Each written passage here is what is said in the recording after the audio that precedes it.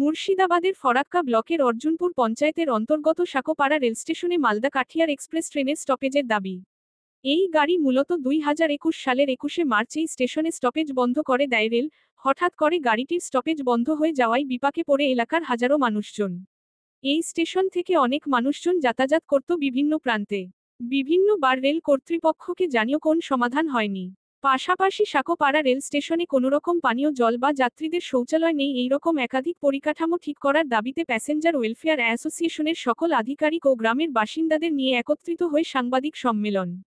রেলকে হুঁশিয়ারি দেওয়া হয়, আগামী 13ই ফেব্রুয়ারির মধ্যে মালদা কাঠিয়ার এক্সপ্রেস সাকোপাড়া রেলস্টেশনের স্টপেজ না দিলে 14ই ফেব্রুয়ারি সকাল থেকে অনির্দিষ্টকালের জন্য রেল অবরোধ করার ঘোষণা অ্যাসোসিয়েশনের।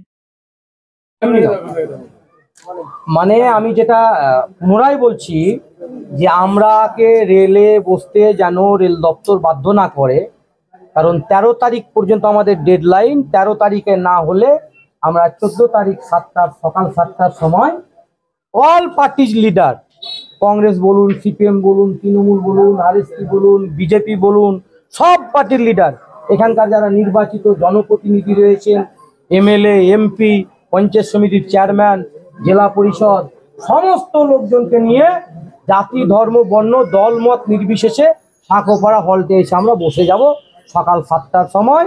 রেল দপ্তর যতক্ষণ না ট্রেন এখানে দাঁড় করাবে ততক্ষণ আমরা উঠবো না। তাতে যদি যেটা কাকাবাবু বললেন, জেল যেতে হয়, হাজত খাটতে হয়, ফায়ারিং টায়ারিং যা করবে আমরা প্রস্তুত আছি।